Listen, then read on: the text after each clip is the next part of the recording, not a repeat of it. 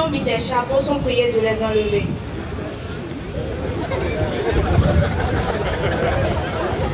Veuillez retirer vos chapeaux.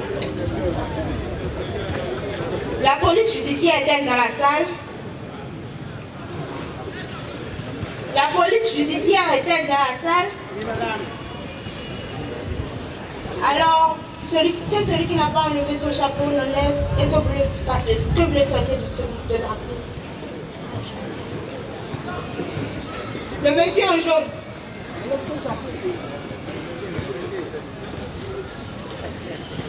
Merci. L'audience de ce jour en matière criminelle est ouverte. Mesdames et messieurs, veuillez vous asseoir.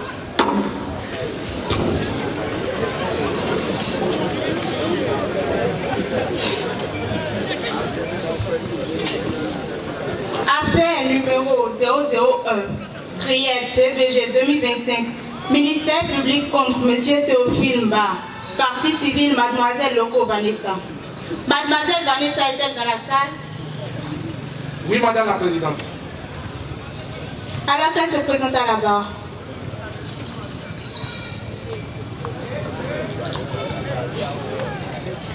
Alors, vous êtes mademoiselle Vanessa, étudiante en sciences économiques. Oui, madame la présidente. Avez-vous un conseil? Madame la présidente, maître Rodolphe Pataille, avocat inscrit au barreau du campus, constitué pour la défense des droits et des intérêts de demoiselle Vanessa, accompagné de maître aux anges, constitué pour la défense des intérêts de l'Institut national de la femme. Mademoiselle Vanessa, veuillez vous retirer. Le prévenu, monsieur Théophile, est-il présent dans la salle? Alors, veuillez vous rapprocher de la barre.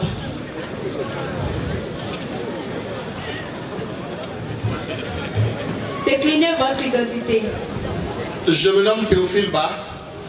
Je suis né le 14 avril 1975 à Parakou. Je suis de nationalité béninoise, enseignant-chercheur en économie publique. Avez-vous fait une fois la prison? Non. Avez-vous fait le service militaire? Non. Maître, veuillez nous donner lecture de l'acte d'accusation. Merci, Madame la Présidente. Mesdames et Messieurs de la Cour, je vous prie de vous lever. Merci, Madame la Présidente. Mesdames et Messieurs de la Cour, il s'agit de l'affaire numéro 001-Priette-DBG 2025, ministère public contre M. Théophile Ba, partie civile, Mademoiselle Loco Vanessa. Inculpation. À M. Théophile Ba, il lui a reproché les faits de harcèlement sexuel, de harcèlement moral et d'abus d'autorité courant le dernier semestre de l'année académique 2024-2025. J'en ai fini, Madame la Présidente. Merci, maître. Alors, monsieur Théophile, vos conseillers sont-ils présents dans la salle? Oui, Madame la Présidente. Maître Amine Kouchoro, accompagné de Maître Amour Azankoye, tous inscrits au tribunal du campus et constitués pour la défense des droits et des intérêts de monsieur Bar Théophile. Bien. Sauf votre respect, Madame la Présidente, veuillez permettre à mon client de s'asseoir pour le moment. Maître, votre client n'est pas dans son bureau ici. Et à cette étape, la Cour a besoin de lui, rien de vous.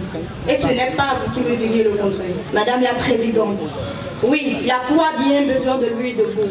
Mais sa santé est un peu défaillante. S'il s'évanouit, cela n'arrangerait pas l'évolution de la procédure. Ministère public, le prévenu a-t-il des problèmes de santé? Bien sûr que non, Madame la Présidente. Il est en forme comme une pierre. Alors, maître Kouchoro, apportez de l'eau sucrée à votre client, il ne va pas s'évanouir. Nous aurons informé la Cour. Bien.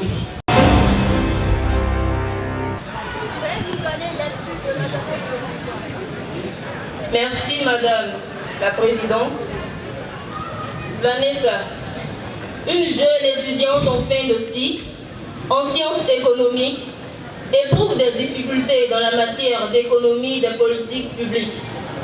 Inquiète, à l'idée d'échouer sa matière, elle se confia à son amie Cynthia, qui lui conseilla de se rapprocher du titulaire de la matière, M. Théophile Ba.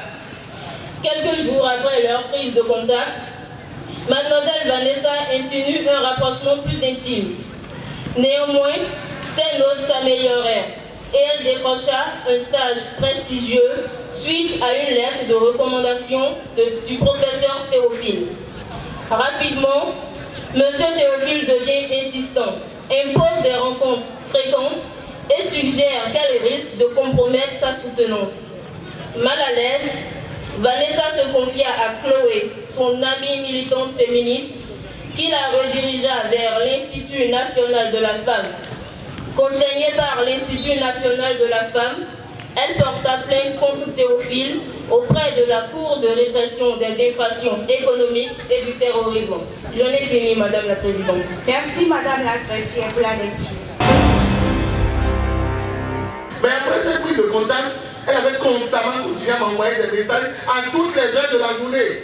Des messages et des vidéos insensées. Elle allait même jusqu'à proposer qu'on puisse se voir et m'a même donné rendez-vous dans un restaurant du coin. Je ne suis pas allé à ce rendez-vous. Mais bon, à un moment donné, je m'étais dit qu'il fallait quand même qu'on puisse se voir. J'ai donc essayé à mon tour de chercher à la rencontrer 2 ou 3 fois et elle n'a pas pu se rendre disponible pour qu'on puisse se voir. Alors je me suis dit que je lui ai causé du tort. Madame la Présidente, c'est comme ça que j'ai commencé à insister pour qu'on puisse se voir. Mais on n'a jamais pu se voir. Mon intention c'était juste de m'excuser. Je ne sais pas de quoi m'accuse aujourd'hui. Vous avez fini? Oui, j'ai fini, Madame la Présidente. Vous arrivez d'avoir des discussions intimes avec elle? Non, pas du tout. Elle me posait des questions sur le cours et je lui expliquais. Parfois, elle m'envoyait des blagues. Parfois, elle m'envoyait des questions de vie et je lui donnais des conseils. Donc, une blague, une relation de blague de plus en plus intime s'est développée entre vous? Non, pas vraiment. Et son élève qui admirait sa personne. Donc, vous estimez que Mademoiselle Vanessa a de l'admiration pour vous? Oui, oui, bien sûr. Elle me l'a même dit. Mais vous ne discutez pas avec toutes vos étudiantes comme c'en est le cas avec Mademoiselle Vanessa, n'est-ce pas? Mais Madame la Présidente, toutes mes étudiantes ne m'écrivent pas comme Mademoiselle Vanessa. Je me suis comme demandé à un moment donné si elle n'avait pas une idée derrière la tête. Quelle idée pouvait-elle avoir derrière la tête? Je ne sais pas, mais parfois elle exagérait. Elle allait même dans des insinuations qui dépassaient le cadre de notre relation. Des insinuations de quoi déjà? Des insinuations du genre, je ne sais pas. Mais parfois, ce n'était plus le cadre de notre relation. Et elle m'envoyait des messages qui n'étaient plus vraiment dans le cadre de notre relation. Pouvez-vous nous donner un exemple de message que vous soupçonnez d'insinuation? Mais bien sûr, je ne sais pas. Je ne sais pas. Et voilà, vous pouvez être là en train de discuter, et puis elle va vous dire qu'elle va sous la douche. Elle va sous la douche. Et quand elle vous dit qu'elle veut partir sous la douche, ça insinue quoi? Avec tout le respect que je vous dois, Madame la Présidente, seul un homme peut comprendre ce que ça veut dire quand une femme lui dit en pleine discussion qu'elle va sous la douche. Silence! Alors, monsieur Théophile, soyez à l'aise. Détendez-vous et répondez-nous correctement. Qu'est-ce que ça insinue quand vous écrit, quand une femme vous écrit qu'elle veut aller sous la douche? Mais c'est une invitation à la rejoindre sous la douche ou à l'imaginer en train de se laver. Ah bon? Est-ce que le ministère public a des questions? Bien sûr que oui, Madame la Présidente. Vous avez la parole. Monsieur Théophile, dites-nous, en toute sincérité, avez-vous déjà eu un comportement à l'endroit de Dame Vanessa qui, selon vous, pourrait être qualifié comme déplacé ou inapproprié? Non, jamais. Vous avez menacé Dame Vanessa de bloquer sa soutenance si cette dernière n'accepte pas le rendez-vous. N'est-ce pas déplacer ces propos-là? Je n'ai jamais, au grand jamais menacé Vanessa de bloquer sa soutenance. J'en ai même pas le droit. Je ne peux même pas. Je n'ai pas le pouvoir de bloquer sa soutenance. Tout de suite, en relatant les faits, vous avez dit que vous avez demandé à Dame Vanessa des rendez-vous. Comment avez-vous demandé ces rendez-vous-là? J'ai demandé à Vanessa qu'on puisse se voir histoire de m'excuser. Mais je n'ai jamais menacé Vanessa pour la rencontrer. Ah bon? Donc vous insistez de la même manière pour qu'elle vous envoie des images de son corps en vue unique, n'est-ce pas? Vanessa m'envoyait des images de son corps complet en vue unique. Mais je n'ai jamais insisté pour qu'elle m'envoie ces images. Parfois, à la fin du cours, elle m'envoie des images de son corps nu pour me remercier pour mes explications. Ah bon? Silence!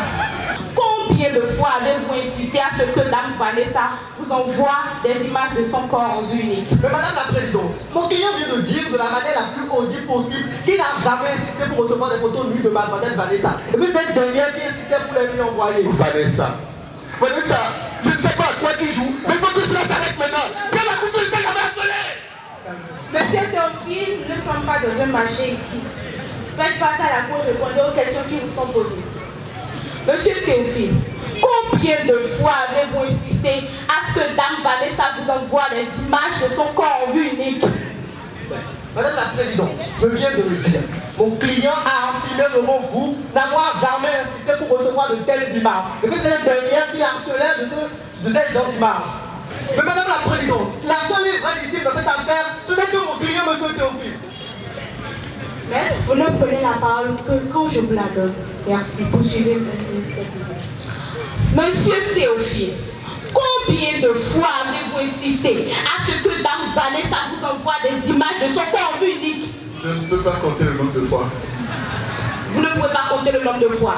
D'accord. Merci beaucoup, Madame la Présidente. J'en ai fini. Bien. La seule personne à avoir la moyenne dans votre matière soit une autre youtubeur. J'ai toujours corrigé les copies sous l'anonymat comme il est de coutume à l'université. Elle a mérité ses notes. Donc vous êtes en train de nous dire que vous ne trouvez pas anormal qu'elle soit la seule étudiante à avoir obtenu la note de 18 sur 20. Maître. Qu'avez-vous exigé d'elle en contrepartie de cette note? Maître, je n'ai rien exigé d'elle en contrepartie de cette note. Et si les autres étudiants sont des fainéants, ce n'est pas mon problème. Je ne suis pas responsable de leur fainéantisme. Vous pouvez aller demander les copies à l'université et les recorriger. Arrêtez de me poser ces questions stupides. Monsieur Théophile, contrôlez votre langage. Et poursuivez maintenant. Merci, Madame la Présidente. Monsieur Théophile, combien de fois avez-vous exigé à rencontrer Demoiselle Vanessa en dehors du cadre universitaire? Je ne peux pas compter. Vous ne connaissez donc pas le nombre de fois que vous l'avez rencontré? C'est beaucoup. Et qui vous disait donc ces rendez-vous-là? Des fois moi, mais des fois Vanessa. Madame la Présidente, nous n'avons plus d'autres questions pour l'instant. Bien. La défense pour cette question. Merci Madame la Présidente.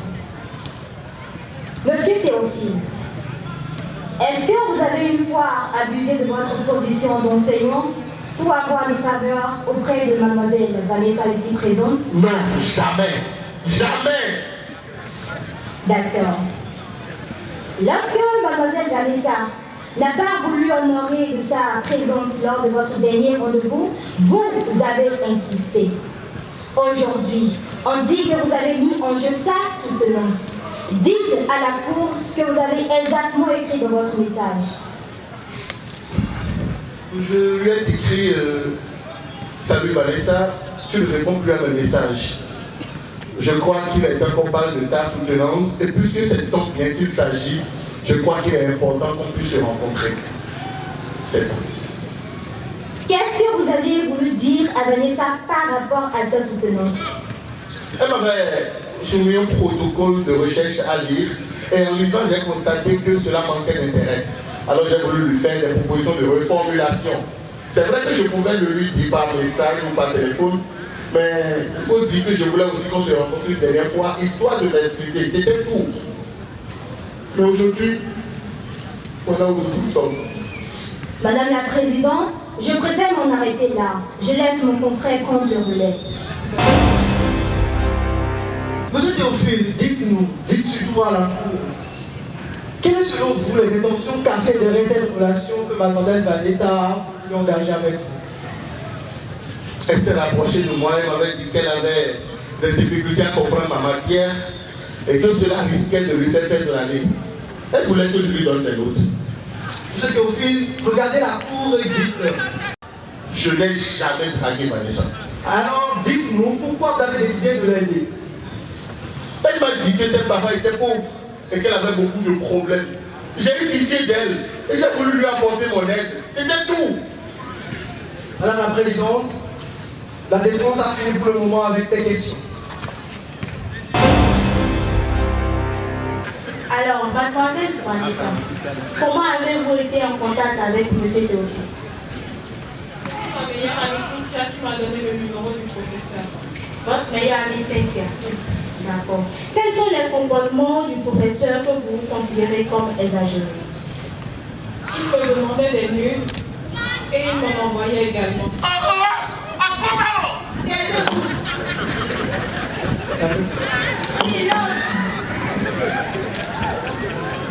Ah donc le professeur vous envoyait également des nudes? Oui, sans que je ne le demande. Bien. De manière répétée ou une seule fois? De manière répétée. Ces agissements ont-ils des répercussions sur votre état de santé ou vos études? Oui, je ne me sentais plus à l'aise en amphi quand M. Théophile nous faisait cours. Je ne me sentais plus à l'aise parmi mes camarades. Je me sentais sale. Vanessa! Alors, silence! Maître, veuillez contrôler votre public. Alors, avez-vous dit à M. Théophile que vous êtes ces actes de rejet? Non. Pourquoi? J'avais peur qu'il me fasse échouer si je lui en parle. D'accord. Merci. Dites-nous, en toute sincérité, aimez-vous la matière qu'enseigne M. Théophile? Oui.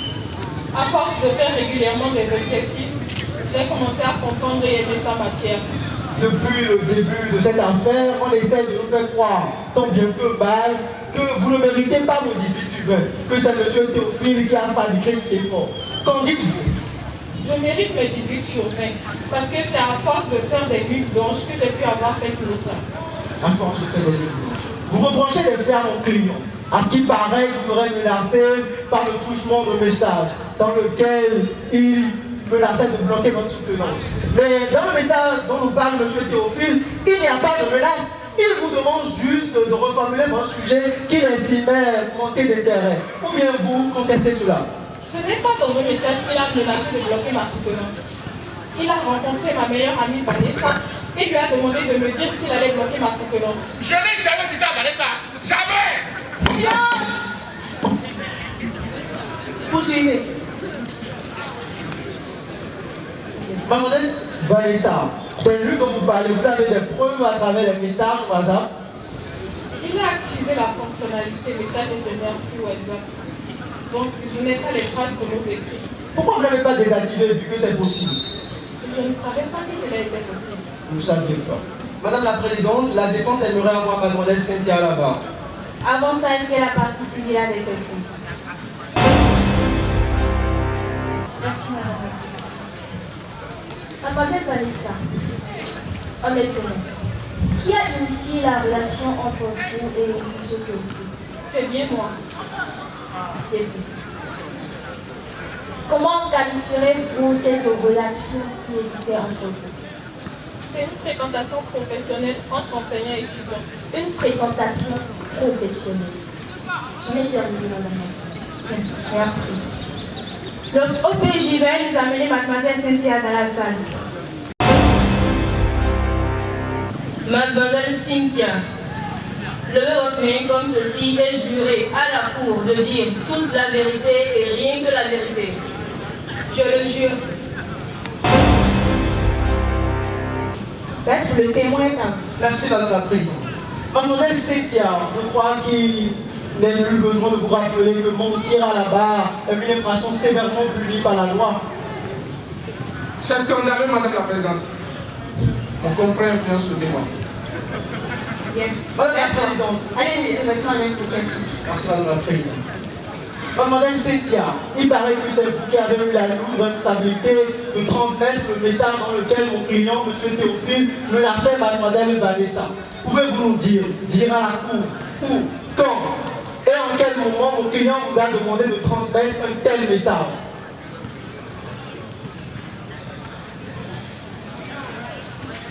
Mademoiselle Cynthia, j'espère que vous n'avez pas oublié l'endroit où mon client vous a confié cette lourde tâche. Il ne m'a jamais rien dit de tel. Mais Mademoiselle Vanessa vient de nous affirmer le contraire. Ou bien c'est elle qui ment? Non. J'ai effectivement dit à Vanessa que M. Théophile me chargeait de lui dire qu'il a bloqué sa soutenance. Mais c'était un mensonge. Je ne savais pas qu'elle allait le prendre au sérieux. Je pense que la cour a besoin d'être éclairée. Pourquoi allez-vous mentir alors? Vanessa n'est pas une bonne amie. Bien vrai, elle est venue me dire qu'elle avait besoin d'aide dans la matière que M. Théophile nous enseigne pour pouvoir valider son année. J'étais d'accord. Alors je lui ai donné le numéro de M. Théophile. Mais elle a commencé par le séduire jusqu'à ce que le professeur me lui trouve un stage académique. Elle est la seule à avoir la moyenne dans la matière de M. Théophile. En plus, chaque fois, elle vient me dire que le professeur est un gentleman. Alors qu'avant de les mettre en contact, j'étais celle qui était plus proche du professeur. Mais, silence! Silence! Depuis que je les ai mis en contact, Monsieur Théophile ne me calcule plus.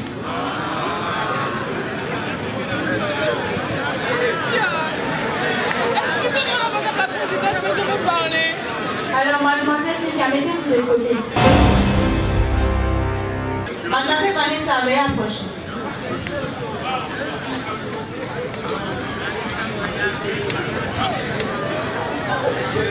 Mademoiselle, arrêtez de pleurer et dites-nous ce que vous comprenez.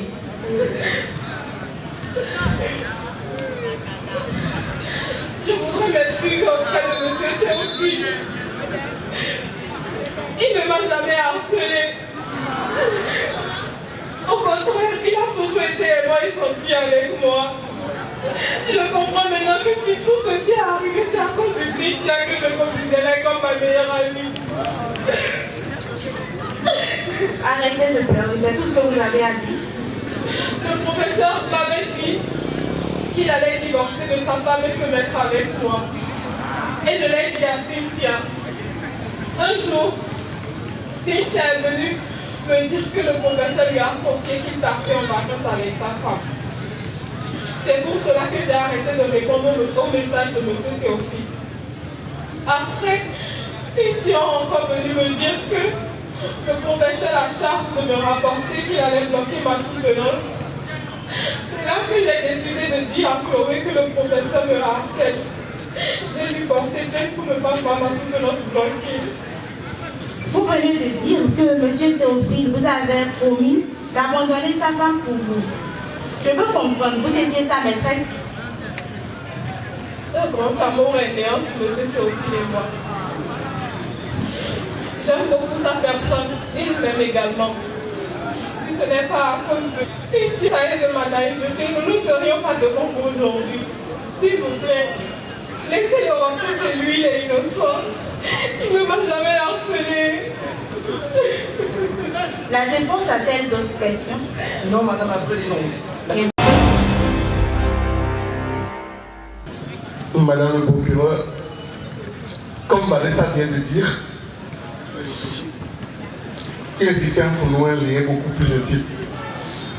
Elle était amoureuse de moi et son amour ne me déplaisait pas. Je me suis laissé aller. Nous vivions de bons moments.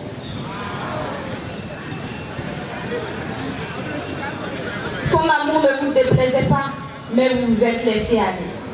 Madame la Présidente, j'ai fini avec mes questions. Bien. La partie civile a-t-elle des questions? Oui, Madame la Présidente. Vous avez la parole. Merci, Madame la Présidente. Monsieur Théophile, avez-vous également une relation amoureuse avec Mademoiselle Cynthia? Je ne suis pas un coureur de jupon. Elle ne m'intéresse même pas. Vous ne lui avez jamais fait des avances? Elle me peut témoigner, non? Jamais. Madame la Présidente, là, nous avons fini avec nos questions pour l'instant. Monsieur Théophile, je vous prie de respecter cette cour et de répondre convenablement aux questions qui vous sont posées. Je l'excuse, Madame la Présidente. Tous ceux qui ont mis des chapeaux sont priés de les enlever. L'audience reprend. Et vous asseoir.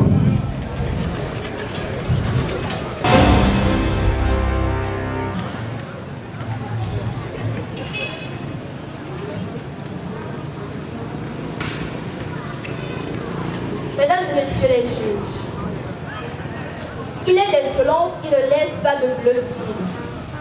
Des violences silencieuses, insidieuses, tissées de mots doux, de gestes bienveillants et de conseils déguisés en ordre.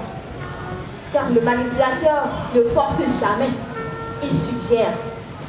C'est exactement ce que nous retrouvons dans cette affaire. Au-delà des apparences de bienveillance que M. Théophile voudrait témoigner à ses recours, il a réussi à installer entre Dame Vanessa et lui une relation de domination. Puisqu'un homme en position d'autorité laisse croire qu'il peut bloquer un avenir académique et se déroule ensuite derrière le silence, ce n'est pas l'acte de l'amour d'un homme pour son amante, mais plutôt et simplement de la manipulation. Mesdames et messieurs, les faits sont limpides. Dame Vanessa obtient le contact de M. Théophile par son amie Cynthia. Elle sollicite l'aide de ce dernier. Ils échangent, ils sympathisent. Elle montre un intérêt que M. Théophile perçoit très bien. Mais ce dernier, au lieu de poser des limites, au lieu d'assumer son devoir d'éthique, joue le jeu. Il ne met aucun frein, mieux, il alimente l'ambiguïté. Lorsque Dame Vanessa décide de redevenir la simple étudiante qu'elle était au départ, un poison se répand. Son amie Cynthia qui lui a annoncé que M. Théophile compte bloquer sa soutenance, qu'il est mécontent et qu'il veut se venger. Même si rien au fond n'indiquait que ce dernier puisse le faire, cette simple phrase de sa camarade a réussi à semer en elle la peur. Une peur totalement légitime et féminine d'ailleurs, c'est de se voir réduite à une réputation sur ce campus, de se voir punir parce qu'elle a osé dire non. Et aujourd'hui, elle est devant nous, pas en victime docile, mais en femme de nous. Mais là où cet article laisse encore planer la notion de consentement, l'article 651 alinéa 1 vient y mettre un fait. Il dispose: toute liaison amoureuse entre un formateur ou un enseignant et son apprenant est interdite. Lorsqu'une liaison amoureuse est établie par des échanges ou comportements de quelque nature que ce soit, des actes ou faits qui en caractérisent la réalité, elle est réputée consécutive à un harcèlement sexuel et punie des peines prévues à l'article 551 du présent code. Mesdames et messieurs, aucun alinéa de ces précédents articles ne fait exception à un prétendu amour entre les deux parties. D'ailleurs, l'amour n'est pas au-dessus de la règle de droit. Mais face à cette réalité, la partie adverse s'accroche à un seul fait. Que ce soit Dame Vanessa qui ait initié la relation, que ce soit elle qui ait initié le contact. Ici accrocheront comme une parole d'évangile, comme si un seul fait suffirait à balayer du revers de la main tout le reste. Malheureusement pour eux, un seul fait ne peut pas faire la vérité. Il ne s'agit pas d'une histoire d'amour entre ces deux parties, mais plutôt d'une prise d'otage émotionnelle sous couvert de pédagogie et d'un enseignant qui a confondu sa chaire universitaire avec un trône de domination. Madame la Présidente, il est du devoir d'un enseignant de poser des limites et non d'en franchir. Si vous laissez passer ce fait aujourd'hui sous silence, vous ne l'autoriserez pas uniquement pour M.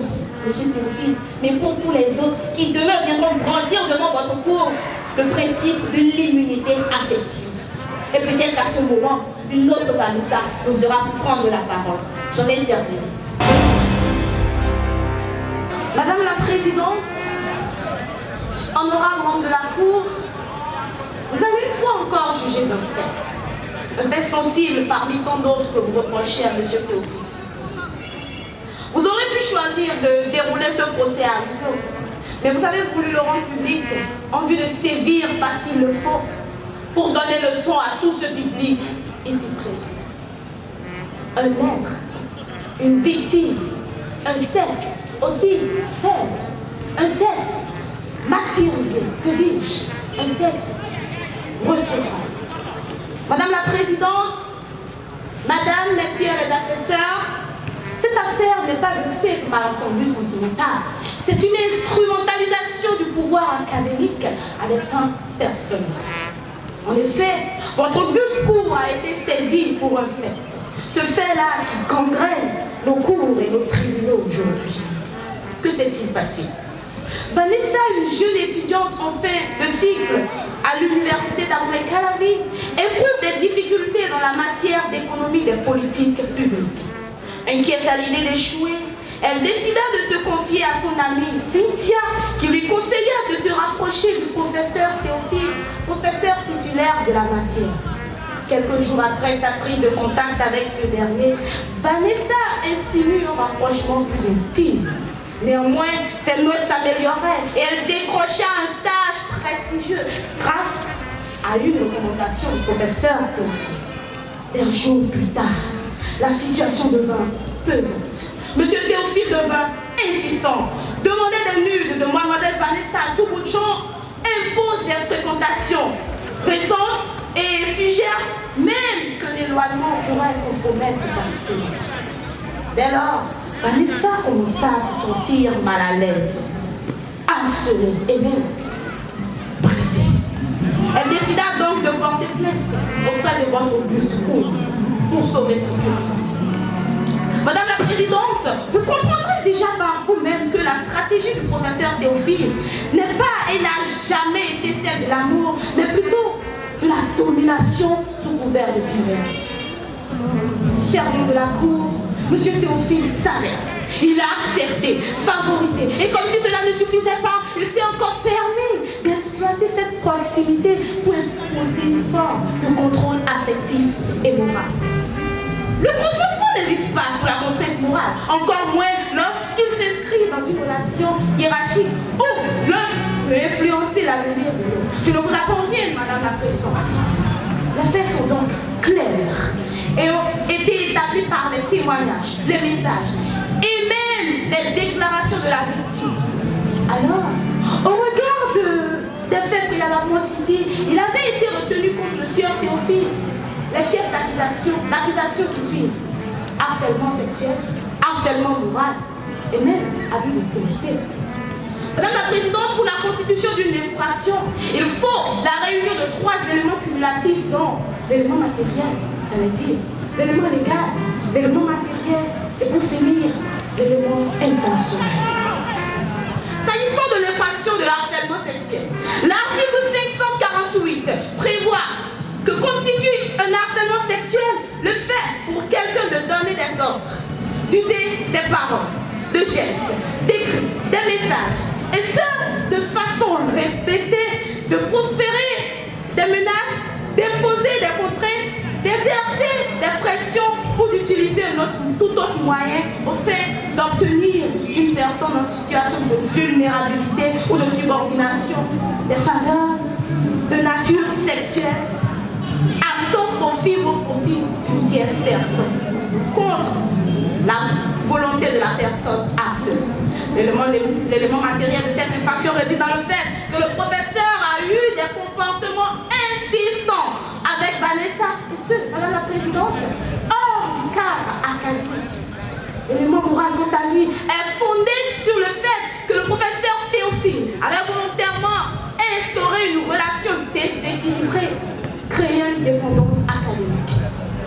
L'infraction étant constituée, Madame la Présidente, il avait été retenu, cher membre de la Cour, contre le sieur Théophile. Quant à l'infraction de harcèlement moral, infraction dont l'élément légal n'a pas été défini comme une infraction distincte dans le code pénal, il tire sa source dans les comportements de pression constante pouvant être perçus sous d'autres qualifications juridiques en tant que violence psychologique ou violence basée sur le genre. En vertu de la loi numéro 2011-26 du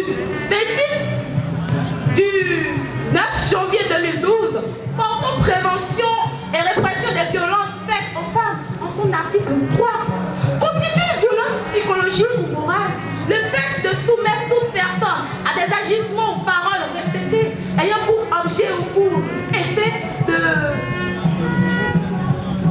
une dégradation des conditions de vie susceptible de porter atteinte à ses droits et à sa dignité, d'altérer sa santé physique ou mentale ou de compromettre ses projets d'avenir.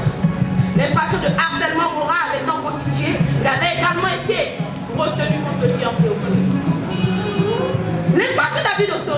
n'étant pas formellement prévu par la loi, puisque nous la criminels, nous la prenons sinéléguée. Pour ainsi dire qu'il n'y a pas d'infraction sur test. Cette infraction, avant d'être retenue contre le prévenu, avait été jointe à celui de harcèlement sexuel.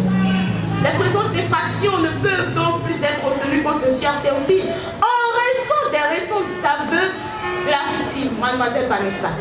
Cependant, à l'instar des récents aveux de mademoiselle Vanessa, aveux confirmés par M. Théophile ici présent, il convient avant de poursuivre madame la présidente de procéder à une requalification du chef d'accusation retenu contre M.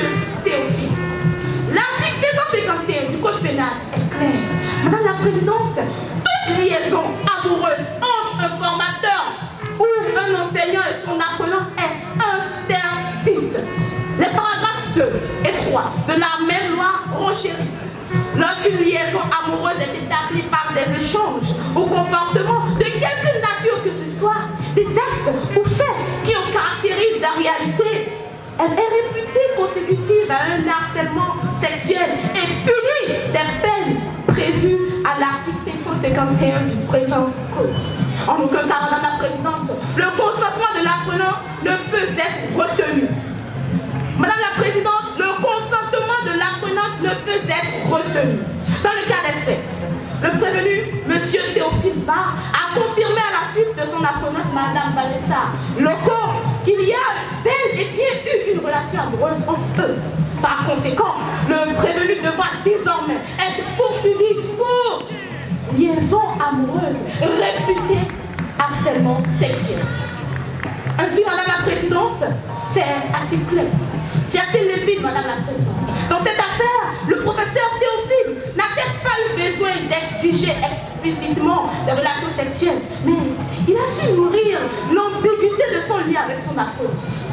L'élément matériel qu'on a quant à lui n'est plus à démontrer, Madame la Présidente. Il se caractérise par le fait que le professeur a usé de son pouvoir d'évaluation et d'influence pour obtenir des faveurs personnelles. La preuve, il lui suggérait que l'éloignement pourrait compromettre sa soutenance. L'élément moral n'est plus à démontrer, Madame la Présidente. Il se déduit du contexte, position hiérarchique, puisque le professeur avait avant tout conscience de son autorité sur Vanessa et a pourtant usé des messages insistants. Vous voyez vous-même, Madame la Présidente, que toute l'intention de M. Théophile d'avoir une relation à connotation sexuelle avec mademoiselle Vanessa. Aujourd'hui, dans cette cour, que nous dit Vanessa, cette étudiante autour de qui tout s'est noué? D'elle-même, sans contrainte, elle a affirmé, et je cite, « Je veux m'excuser auprès de M. Théophile. Il ne m'a pas harcelé. Il a toujours été gentil et aimable avec moi. » Madame la Présidente, ces mots n'ont pas été arrachés. Elles ne sont pas le fruit d'un retournement stratégique ni d'une intimidation. Oh non! Elles sont l'expression de réveil tardif mais sincère, d'une conscience prise dans le temps d'une influence perverse, celle de Cynthia qu'elle considérait comme sa meilleure amie. Vanessa poursuit et l'aveu devient poignant. J'ai voulu porter plainte pour ne pas voir ma soutenance bloquée. Voilà l'origine du mal. Une peur, un doute, une rumeur. Voilà comment une relation qu'elle-même qualifie d'amante a été pervertie par l'insinuation d'une tierce personne. Vanessa, sans rôle officiel, sans responsabilité académique, mais avec une affection puissante, s'est initiée entre un professeur et son étudiante. Par jalousie, par envie, par cette volonté de nuire, l'enquête ne l'a pas établie, Madame la Présidente. Mais ses propres aveux, ici, à la barre, ont confirmé mot pour mot ceux de Vanessa. Madame la Présidente, chers assesseurs, permettez-moi de poser cette question aussi simple mais essentielle. Où est l'abus d'autorité quand la supposée victime déclare ne jamais avoir été contrainte? Et où est le harcèlement sexuel quand l'étudiant déclare une relation douce? Et où est le harcèlement moral quand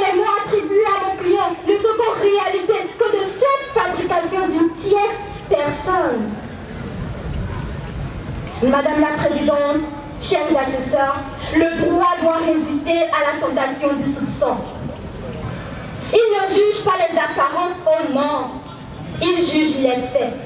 Et ici, les faits nous montrent qu'aucun élément ne prouve un abus, moins un crime. Monsieur Théophile est peut-être coupable de notre péché, celui de l'imprudence, celui d'un homme qui, dans la solitude de sa vie personnelle, a peut-être vu dans une jeune femme une chance nouvelle.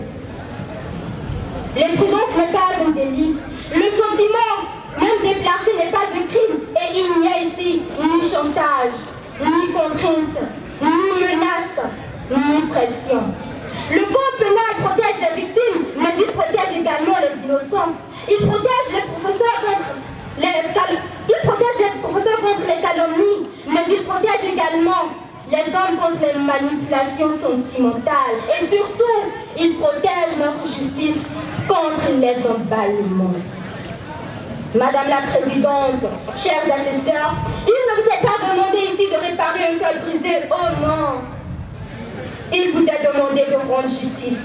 Et rendre justice, c'est avoir le courage de dire qu'un homme injustement accusé mérite d'être reconnu innocent et réhabilité. C'est pourquoi je vous demande avec gravité mais avec confiance de prononcer la relace pure et simple de mon client, Monsieur Théophile. Car aujourd'hui, ce n'est pas seulement sa liberté qui est en jeu, c'est aussi l'idée que nous nous faisons de la vérité. Je vous remercie. Madame la Présidente, ce n'est pas seulement la liberté de mon client qui est en jeu, mais aussi l'idée que nous faisons de la justice. Et en ce moment précis, tous les justiciables vous posent une question, une seule. Quel message voulez-vous envoyer par le truchement de cette décision? Car oui, chaque décision de justice est un message adressé à tous.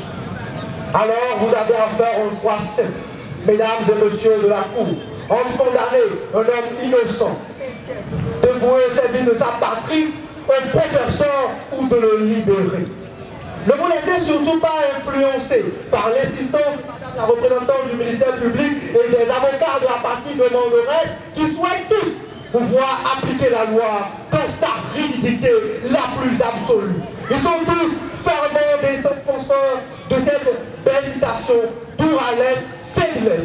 Ils semblent avoir oublié cette belle citation de Cicéron qui aujourd'hui résonne plus fort que jamais. Summa nuius, summa eludia. La justice poussée à son extrême peut devenir la grande injustice. Mesdames et messieurs de la Cour, ne soyez pas ardents de l'injustice. Car appliquer une règle générale sans tenir compte des spécificités de cette affaire, c'est commettre une injustice bien plus que flagrante. Mon client, M. Théophile, n'a pas violé la loi dans son esprit, qui vise à protéger l'étudiant contre toute forme de contrainte. Mademoiselle Vanessa l'a dit devant vous.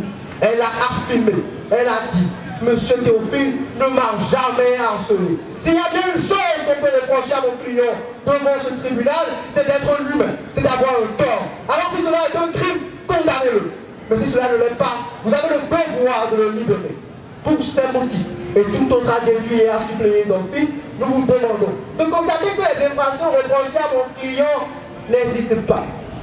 Par conséquent, de déclarer que mon client est relâché, qu'il soit remis dans ses droits civiques et condamner la partie de demanderesse non seulement à lui payer des dommages et intérêts à hauteur du préjudice qu'il a subi, mais à les condamner également à payer les dépôts. Ainsi, Madame la Présidente, ainsi, Mesdames et Messieurs de la Cour, vous auriez fait justice et vous auriez envoyé le bon message. Je vous remercie.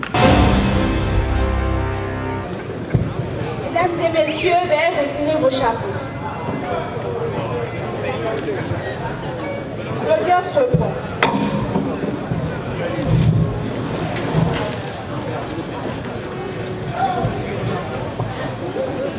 Monsieur Théophile est attendu à la barre.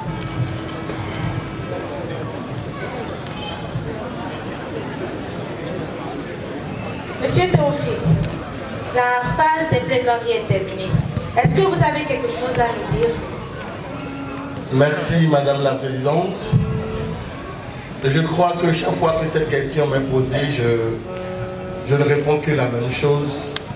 Pour moi, le plus beau sentiment qui existe au monde, c'est l'amour. Et s'il faut mourir pour l'amour, je m'en irai en paix. Si aujourd'hui vous me condamnez par amour, je partirai en prison par amour. Merci. Tous les conseils sont priés de se lever. La Cour va délibérer.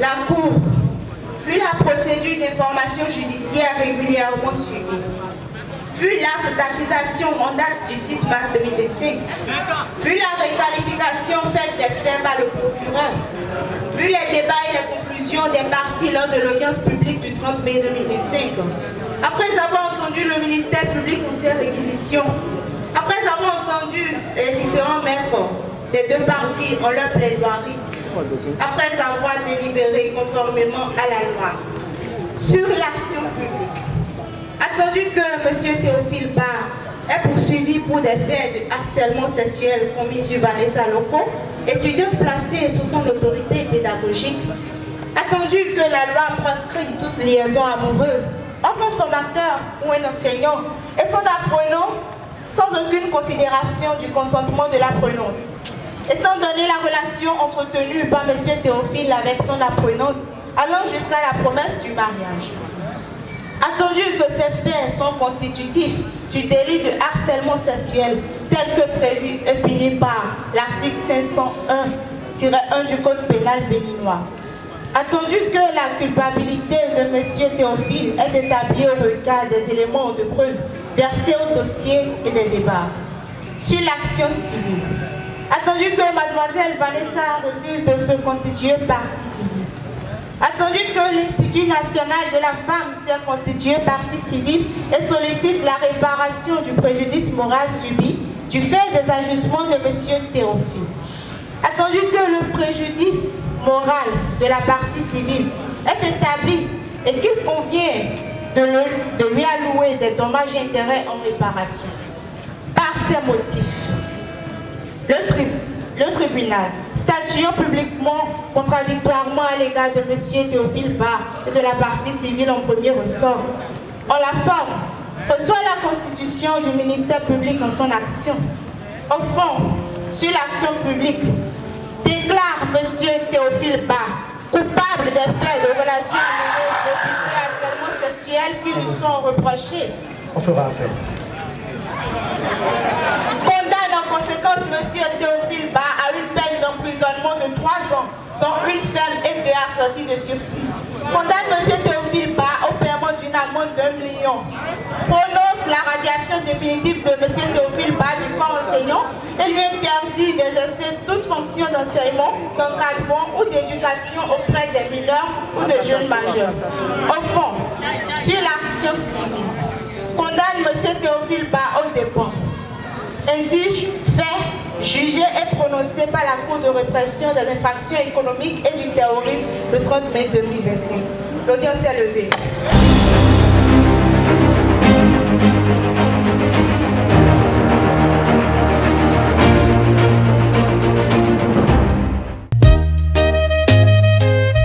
On est partout, partout.